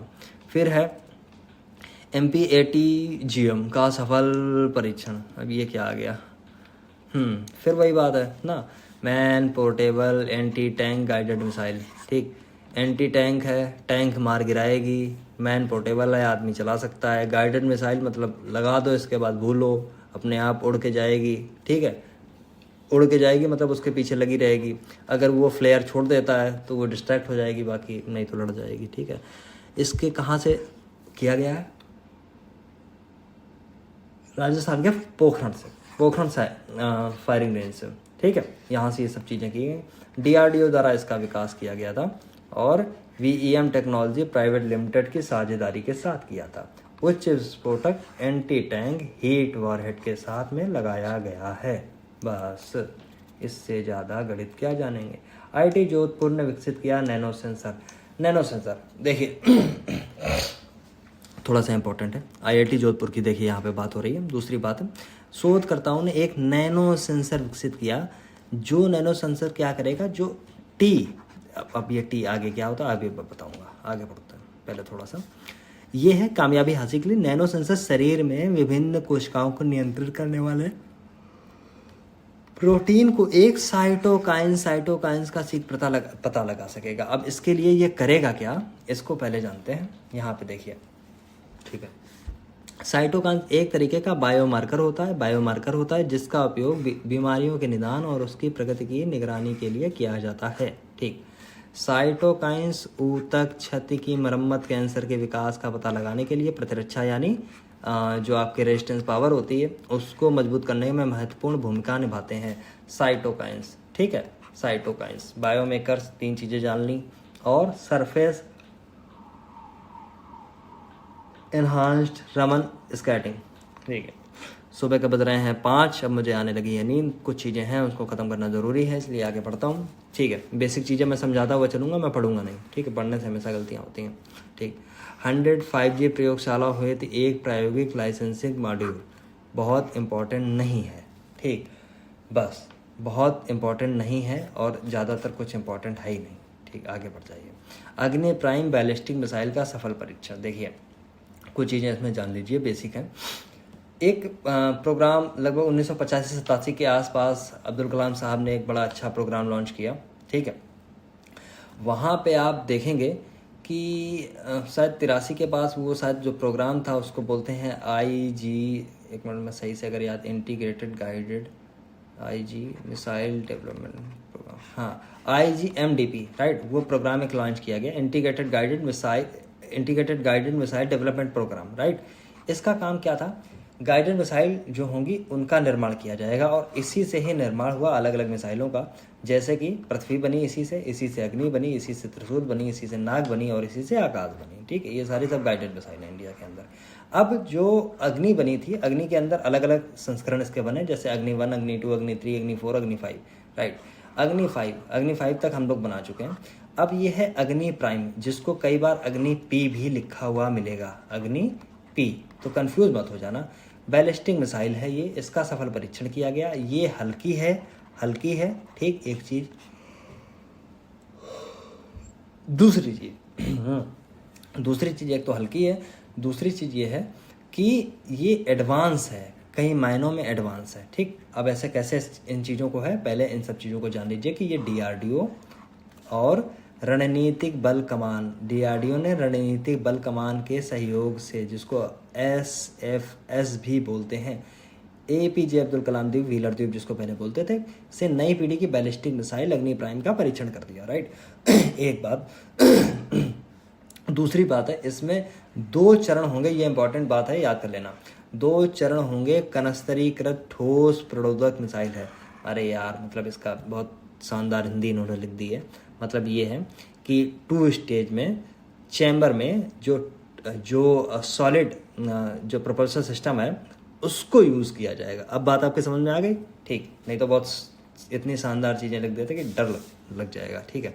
यह अग्नि की आधुनिक घातक सटीक मिसाइल है, याद रखना। हवा सतह से सतह में मार करने की क्षमता है, मतलब बैलिस्टिक मिसाइल है। दूसरी चीज़ है, ये 1000 से 2000 किलोमीटर के मध्य है। अब एक बात मुझे आप बताइए, जब अग्नि 5 जब बन चुकी थी 5000 किलोमीटर या उससे ऊपर तक, क्योंकि अग्नि 5 जो है वो ICBM के अंदर आती है, इंटरकॉन्टिनेंटल बैलिस्टिक मिसाइल के अंदर, मतलब जो एक जगह से दूसरी जगह जा सकती है, जिसमें पूरा चाइना कवर हो जाता है, इवन दो यूरोप का भी बहुत सारा हिस्सा भी कवर हो जाता है, राइट। तो क्योंकि ऐसा पूरी दुनिया ऐसा जिसको बोलते हैं ना लालछन लगाना, इंडिया के ऊपर ऐसा लालछन लगाती है कि इंडिया जो है अग्नि 5 की जो रेंज है उसको गलत बता रहा है, ठीक है। ऐसा कहा जाता है कि अग्नि 5 की जो रेंज है हो सकता है वो 8000 से 9000 किलोमीटर तक भी हो सकती है, लेकिन इंडिया 5000 किलोमीटर ही बताता है, क्योंकि उसके ऊपर लिमिट लगी है, ठीक। क्या लिमिट है उस चीज़ों पे हम लोग नहीं जाएंगे, ठीक।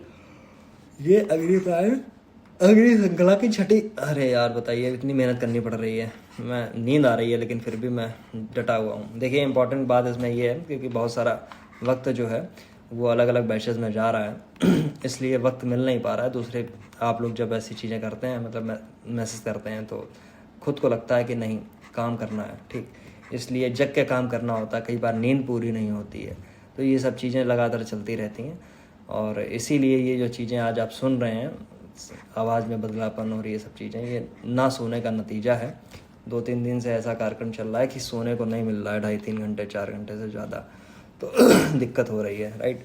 इसलिए इसको मुझे 7 बजे मुझे अपलोड भी करना है, क्योंकि कई लोगों से मैंने बोल दिया था अपलोड मैं कर दूंगा। दूसरी चीज़ है कि खैर अब क्या बोलूँ, कुछ लोग होते हैं डिसलाइक करके चले जाते हैं 3-4 लोग, तो उससे मैं बहुत आहत नहीं होता हूँ, लेकिन मैं कभी कभी ये सोचता हूँ कि आखिर कौन हैं वो लोग जिनके लिए थोड़ी सी मेहनत करता हूँ मैं, या फिर चीज़ें कुछ मुहैया कराता हूँ। अगर नहीं आपको ठीक लगे तो आप जा सकते हैं, लेकिन मैं एक ह्यूमन साइकोलॉजी में समझने की बस कोशिश में किया करता हूँ, आखिर कौन हो सकते हैं वो लोग, राइट। तो जैसे मैं कभी कभी सोचता हूँ ना, भारत में जैसे कहते हैं ना 33 करोड़ भगवान थे, या हिंदुज़म के अंदर, राइट। अब आपकी आइडियोलॉजी कुछ भी हो, लेकिन मुझे ये समझ में नहीं आता कि हर इंसान को अलग अलग भगवान पसंद आते हैं, ठीक है, तो एक इंसान कैसे पसंद आ जाएगा, राइट। तो आप कुछ भी करिए दुनिया में, कुछ लोग आपको ऐसा मिलेंगे और ऐसे मिलेंगे, इसलिए दुनिया में जो घटनाएं होती हैं वो आपको बहुत कुछ सिखाती हैं, छोटी छोटी घटनाएं, ठीक है।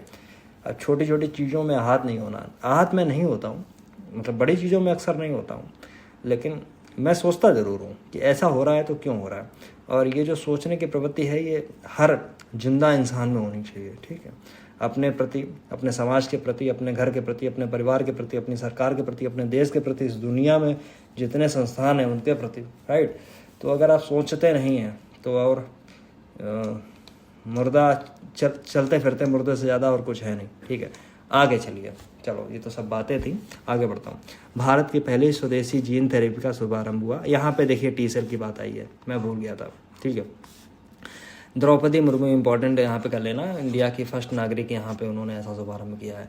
ने कैंसर के इलाज के लिए भारत की पहली स्वदेशी रूप से विकसित CAR टी सेल थेरेपी का शुभारंभ किया। नाम याद कर लेना, CAR टी सेल, ये नाम है, ठीक। इसको विकसित किया था किसने, तो भारतीय प्रौद्योगिकी संस्थान यानी IIT Bombay plus Tata memorial अस्पताल। टाटा मेमोरियल पता है आपको, कैंसर के लिए बहुत बहुत अच्छा काम कर रहा है इंडिया के अंदर, ठीक है, और बहुत लोग ठीक भी होते हैं कई बार, ठीक है। दो एक बहुत उम्दा वो नहीं अभी तक मिला है, लेकिन फिर भी ऐसा होता है, ठीक है। तो T cell therapy make in India पहल का एक उदाहरण है, ठीक है, जिसमें chimeric antigen receptor T cell therapy, ठीक है। काइमेरिक में गलती पढ़ रहा था, chimeric antigen receptor T cell therapy नाम इसका पूरा है।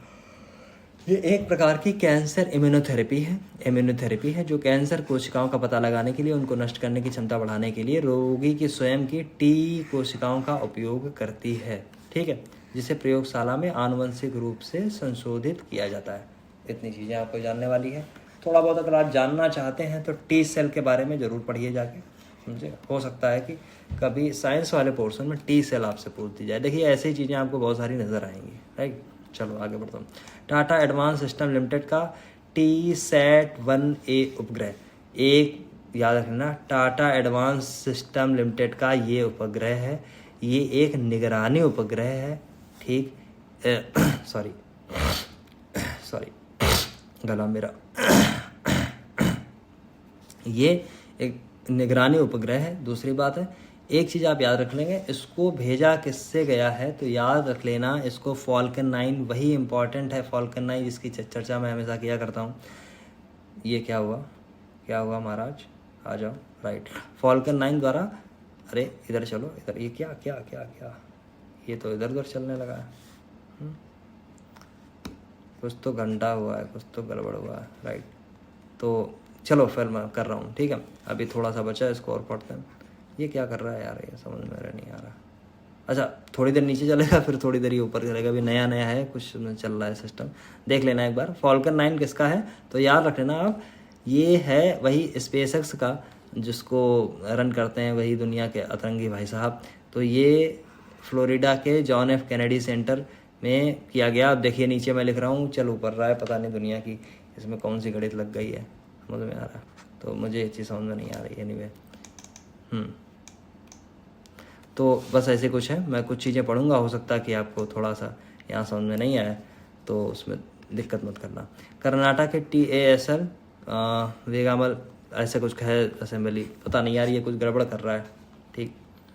चलो, ये सिस्टम कुछ गड़बड़ कर रहा है। एनीवे आगे बढ़ते हैं। विचेस बूम रोग है, ये एक मटर का रोग है, मैं बताऊंगा ही, लिखूंगा नहीं, राइट।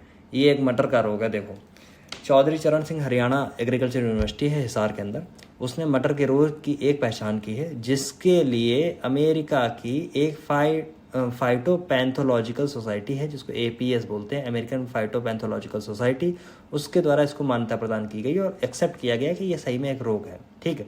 इस रोग में जो रोगजनक है, जो पैथोजन है, वो है 16SRL, ठीक।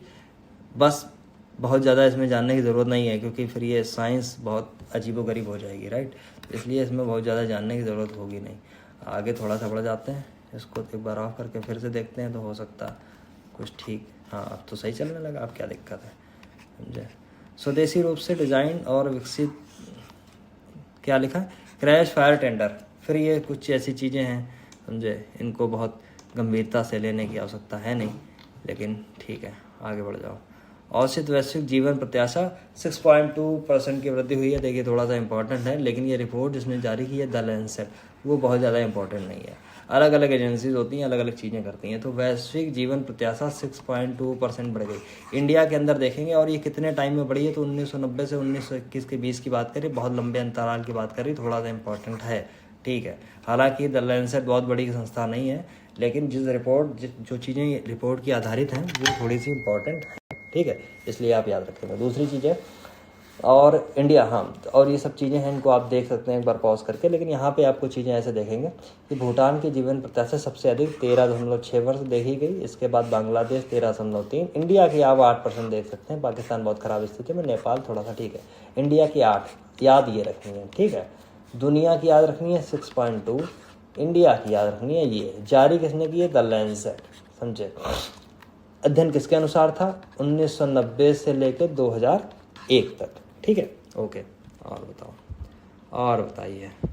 फिर ये कुछ बेसिक चीज़ें यहाँ पे लिखी हुई हैं, जैसे दक्षिण पूर्वी एशिया है या पूर्वी एशिया है, ओशिनिया है, कुल मिला के जीवन प्रत्याशा इतनी बढ़ गई है, यानी 8.3% बढ़ी है, जो विश्व में सर्वाधिक है। एनीवे, अब आगे आ जाओ, ठीक। CSL और US नेवी के मध्य मास्टर शिपयार्ड रिपेयर एग्रीमेंट, कौन सी बहुत बड़ी बात है।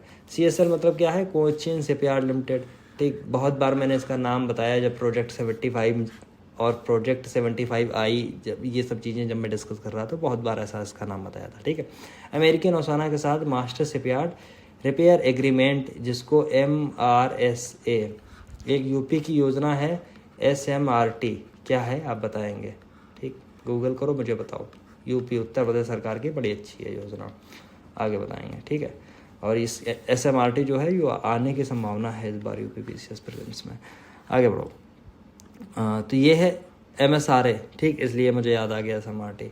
कोचिन शिपयार्ड लिमिटेड, लार्सन टोब्रो, जिसको LNT बोलते हैं, और Mazagon dock shipyard limited MDL के बाद अमेरिका के साथ अब समझौता करने वाला तीसरा भारतीय शिपयार्ड बन गया है, ठीक। और इसमें कुछ नहीं है। दक्षिण कोरिया द्वारा जासूसी उपग्रह प्रक्षेपण, जासूसी वो नहीं, जासूसी ये था। दक्षिण यानी साउथ कोरिया, राइट। अब ये कभी भी ऐसा आया कि हाल ही में किस देश ने अपना जासूसी उपग्रह भेजा, राइट, तो या 5वां जासूसी उपग्रह भेजा या पहला भेजा, ऐसे करके, क्योंकि इसमें 5 आपको देखने को मिलेंगे। आप एक चीज़ हमेशा याद रखना है कि इसमें जैसे भी कभी ऑप्शन आएंगे आपके सामने, चाइना, रशिया, ऐसे ही दरअसल ये ऑप्शन देंगे। या हो सकता है आपको इजराइल दे दे, या हो सकता है कि आपको ईरान भी दे सकता है ना, ईरान दे सकता है, इराक दे सकता है, हो सकता है ये सब ऑप्शन आपको देखने को मिल जाए। या और कोई अगर गंदा बनाने का कोशिश करेगा तो और कौन देगा। हो सकता कि आपको USA दे दे, या आपको सऊदी अरब दे दे, है ना। ये सब चीज़ें देने की संभावना बनी रहती है ना। तो क्योंकि इंटरनेशनली जब आप चीज़ देखो तो ऐसी बदमाशियाँ यही सारे सब लोग कर रहे हैं। तो ये दरअसल भेजा है दक्षिण कोरिया ने, साउथ कोरिया ने, ठीक है, जिसकी अभी हम लोगों ने बात की थी, ठीक। दूसरी चीज़ें, जासूसी उपग्रह का प्रक्षेपण किया है। कहाँ से किया है? तो याद रख लेना इसका, वहीं से फ्लोरिडा में John F Kennedy centre. John F Kennedy एक क्या थे तो याद है आपको, USA के एक राष्ट्रपति हुआ करते थे, राइट। SpaceX का है वही हैवी ड्यूटी जो रॉकेट है, फॉल्कन 9, उससे भेजा। टाटा ने इंडिया से क्यों नहीं भेजा था पिछला वाला, आप बताइए। क्योंकि इंडिया हो सकता है कि उसको सही से ना पहुंचा पाता, थोड़ा पेलोड की भी समस्या बनी रहती है। जब ज़्यादा पेलोड होता है तो आप फाल्कन 9 ही लोग यूज़ करते हैं, राइट, याद रख लेना। 2025 तक दक्षिण कोरिया है 2025 तक 5 जासूसी उपग्रह भेजने की योजना बना रहा है, राइट। फिर ये सब बातें कुछ लिखी हुई हैं, इनको जानने की ज़रूरत है नहीं। हालांकि पहला जो था मालग्योंग, याद रखना। फिर और आगे ये कितनी है यार, इसको तो हाँ, एक पेज बचा है, इसको कुछ चीज़ें आप देख लीजिए, मैं बताने की कोशिश कर रहा हूँ। कारवार नौसेना बेस में नए पियर का उद्घाटन, ये कोई क्या इम्पोर्टेंट घटना है? समझो, कोई इम्पोर्टेंट घटना नहीं है, इसलिए मैं इसको बढ़ा रहा हूँ। गोपी थोटाकुड़ा बनेंगे पहले भारतीय अंतरिक्ष पर्यटक। चलो, ये थोड़ी सी इंपॉर्टेंट है, इसको थोड़ा सा डिस्कस करेंगे, राइट। एक कंपनी है ब्लू ओरिजिन, इसको होल्ड करते कौन? जेफ बेजोस साहब। वही जेफ बेजोस साहब है जो होल्ड करते हैं अमेजन को, समझे। तो वही है, उनका आगामी मिशन है NS-25। हालांकि अभी बहुत ज़्यादा इसकी मतलब जानकारी है नहीं कि NS-25 है क्या है, कहाँ तक ये चलेगा, राइट। लेकिन इसमें जानकारी जो अभी निकल के आ रही वो ये चीज़ें हैं कि भारतीय पायलट हैं गोपी थोटाकुरा, याद रख लेना, ठीक है। गोपी थोटाकुरा को अंतरिक्ष की यात्रा करने वाले 6 क्रूज सदस्यों में शामिल कर लिया गया है। प्रोजेक्ट है इनका NS-25, याद रख लेना। ब्लू ओरिजिन है। ब्लू ओरिजिन कौन चला रहा है तो याद रख लेना, जेफ बेजोस है, राइट। ये इंडिया की तरफ से अगर देखा जाए वैसे, अगर एक नागरिक या वैसे देखा जाए तो पहले हैं, लेकिन वैसे अगर देखा जाए नागरिक मतलब वैसे तो टूरिस्ट के रूप में देखोगे तो पहले हैं, वैसे अगर देखोगे तो दूसरे भारतीय होंगे, क्योंकि राकेश शर्मा का आपने नाम सुना है, विंग कमांडर थे। 1994 में इंदिरा गांधी का एक इनके साथ में बड़ा वीडियो यूट्यूब के अंदर देखेंगे तो वायरल आपको देखने को मिलेगा। सोवियत अंतरिक्ष यान सोयूज T-11 पर सैल्यूट 7 अंतरिक्ष स्टेशन के लिए उड़ान भरी थी। मतलब समझ रहे हैं, राकेश शर्मा इंडिया की तरफ से पहली बार गए थे, ठीक। ये अगर बन गए तो गोपी थोटाकुरा जो हैं वो दूसरे होंगे, ठीक, याद रख लेना इसको, ठीक है। 31 मनुष्यों को करमन रेखा के ऊपर भेज चुका है, समझे। इस कार्यक्रम को अभी तक किसने? Blue origin. करमन रेखा क्या होती है? जब आप ऊपर जाएंगे तो 100 किलोमीटर जब पहुंचेंगे, जब ऐसा माना जाता है कि इसके नीचे है जो एयर है, वायुमंडल है, और बाहर अंतरिक्ष जो है वो दूसरी दुनिया है, एक अलग अलग है, तो उसको बोलता है करमन रेखा। आगे बढ़ जाते हैं, चलो। रॉकेट इंजनों के लिए मतलब हल्के कार्बन जो नोजल का विकास किया है, किसने किया है? तो इसरो ने, ठीक। इंडियन स्पेस रिसर्च ऑर्गेनाइजेशन ने बताया कि CC नोजल बनाए जा रहे हैं जो हल्के कार्बन जितना हल्का होगा उतना ही ये बनेगा, समझे। उतना ही मतलब उतना ही लाइट वेट होगा, उतना ही यूज़फुल हो जाएगा, समझे। दूसरी चीज़ है, इसरो ने विक्रम साराभाई स्पेस स्टेशन द्वारा किए गए नवाचार रॉकेट इंजन के लिए महत्वपूर्ण मापदंडों को बढ़ाने में मदद मिलेगी। अब ये इसका हेडक्वार्टर्स आपको कहाँ मिलते हैं? तो आई थिंक ये चेन्नई में ही है। हो सकता कि मैं गलत हूँ, हो सकता मैं गलत हूँ, समझे। हो सकता कि कुछ और हो, समझे। याद कर लेना, वो चेन्नई है, आई थिंक तिरुवनंतपुरम है, याद कर लेना, इन्हीं में कुछ है। एक मिनट, ये बताइए, जो इसका आंसर तिरुवनंतपुरम ही है, आई थिंक, ठीक। मेरी जो है, मैं कभी कभी गलती कर देता हूँ, कभी कभी क्या मानव गलतियों का पुलिंदा है, उसमें मैं सबसे बड़ा मानव हूँ। तो उसी में मैं तमिलनाडु जो है, सॉरी मैं क्या बोल रहा हूँ, मेरा दिमाग काम नहीं कर रहा सुबह। तो विक्रम साराभाई स्पेस स्टेशन है, ये आपको मिलेगा तिरुवनंतपुरम में, तमिलनाडु में नहीं, राइट। चलो आगे बढ़ो। कुछ चीज़ें, स्वदेशी रूप से विकसित एयर ब्रेक कंट्रोल मॉड्यूल, कुछ ऐसी है, ADA बनाया गया है। कुछ चीज़ें हैं, इसको देख लीजिए, बढ़ने की बहुत ज़रूरत है नहीं, कुछ चीज़ें पढ़ लीजिए इसको। दूसरी है एथिलीन ऑक्साइड, बहुत इंपॉर्टेंट है। अभी थोड़े दिनों में रहा मसाला, जो अभी आपने देखा है जो कैच के मसाले थे या और जो MDH के मसाले थे उन पे, और एक और कैच नहीं, वो क्या बोलते हैं, याद नहीं आ रहा मुझे नाम, अजीब सा नाम है। तो उसके 2 कंपनियां थे, एक MDH थी, MDH, और एक और थी, मुझे याद नहीं आ रहा है। उनके मसालों में एथिलीन ऑक्साइड जो था वो पाया गया, और इसलिए एथिलीन ऑक्साइड जो है वो 4 मसाला उत्पादों को प्रतिबंध किया गया, ठीक। एवरेस्ट, हाँ, एक ब्रांड एवरेस्ट है, दूसरा MDH है, यहाँ पे लिखा तो हुआ है, ठीक। कहाँ किया गया? तो सिंगापुर के फूड एजेंसी द्वारा ये हाल ही में किया गया। अब ये एथिलीन ऑक्साइड है क्या? हो सकता है कभी आपसे पूछ लिया जाए। एथिलीन ऑक्साइड एक मानव निर्मित एक केमिकल है जिसका उपयोग मुख्य रूप से एथिलीन ग्लाइकॉल बनाने में किया जाता है। बेसिकली इसको अगर हम लोग यूज़ करते हैं, या दुनिया में जैसे यूज़ किया जाता है ना, तो ये खाने में थोड़ा सा डाल दिया जाता है। ये एंटी फ्रीज सहित अन्य रसायनों के उत्पादन में किया जाता है। दूसरी चीज़ है, ये कीटनाशक के तरीके से काम कर जाता है। दूसरा स्टरलाइजिंग, मतलब डिसइंफेक्ट करने के लिए। तो इसकी मात्रा ठीक ठाक पाई गई है, जो प्राणघातक भी हो सकती है अगर ज़्यादा हो, इसलिए बैन कर दिया गया। तो MDH और एवरेस्ट खाने वालों, MGH मसाले ऐसे करके कुछ उसका आता था ना, MDH, राइट, ऐसे कुछ था। लंबी दूरी की सबसोनिक स्वदेशी रूप से विकसित क्रूज मिसाइल। सबसोनिक मैंने बताया था, जो जिसकी स्पीड मैक की स्पीड से कम होती है वो होती है स्वदेशी, मतलब सबसोनिक, फिर आप ट्रांसोनिक, फिर सुपरसोनिक शायद थी, और फिर वो थी हाइपरसोनिक, राइट। हाइपरसोनिक 5 मैक से ज़्यादा हो जाती है, सबसोनिक 1 मैक के नीचे रहेगी, राइट। अब DRDO ने उड़ीसा के चांदीपुर जो स्टेशन है उससे एकीकृत परीक्षण रेंज है, यहीं से ज़्यादातर किया जाता है, बम यहीं से सब उड़ाए जाते हैं, ठीक है। लंबी दूरी की सबसोनिक जो स्वदेशी रूप से विकसित क्रूज मिसाइल है उसका सफल परीक्षण किया। क्रूज मैंने बताया था, जो अपने आप चलेगी, मिसाइल है तो मिसाइल है ही, राइट। इनके बारे में ये सब चीज़ें कुछ कुछ लिखी हैं। इसको सुखोई 30 MK1 से भी लॉन्च किया जा सकता है। समुद्री स्किमिंग एक ऐसी तकनीक है जिसका उपयोग एंटी शिप मिसाइल या लड़ाकू विमानों, रडार, इंफ्रारेड के लिए किया जाता है। चलो ना, आज का सेशन मैं छोटा ही रखता हूँ क्योंकि मुझे आ रही है नींद, इसलिए मैं कोशिश करूँगा जैसे मैं नींद से उठूँगा तो हो सकता है मैं दूसरा वीडियो ये वाला भी रिकॉर्ड करूँ। मैं सोच तो रहा था कि आगे मैं आर्थिकी में और इसमें निपटा देता, मेरा टारगेट ये था, लेकिन नींद आंखों में भरी है 15 मिनट से और मैं ये चाह नहीं रहा था। मैं ये चाह रहा था कि सारी चीज़ें आपके लिए कर दी जाएँ, ठीक है। तो बने रहना इसके साथ में। और दूसरी चीज़ है कि अपनी राय ज़रूर दीजिए। देखिए सारी मेहनत है आपके लिए। दूसरी चीज़ है करंट अफेयर्स पे स्पेशल फोकस किया गया है, राइट। बाकी आप स्टैटिक पोर्शन बहुत जगह पढ़ते हैं। और देखिए एक चीज़ ध्यान में ज़रूर रखना, स्टैटिक पोर्शन कर लेना आसान है बजाय करंट अफेयर्स के। एक चीज़ याद रख लेना, क्यों? आप करंट अफेयर्स को बहुत हल्के में लेते हैं, फिर इसीलिए आप करके आते हैं वहाँ 38 में बुझ जाते हैं जाके 25 के आसपास, 25 से 27 तक, और सिलेक्शन रुक जाता है। इस बार ये गलती नहीं करेंगे। इस बार मैं ये कोशिश है, अभी जब घटना सार आएगी मैं उसको पूरी बैठ के उड़ा दूंगा, राइट। या फिर आप जब ठीक ठाक संख्या होगी, आप लोग ठीक ठाक संख्या में बोलेंगे, कम से कम 100 लोग जब मुझसे ये बोलेंगे तो मैं कोशिश करूँगा कि घटना सार में लाइव बैठूँगा।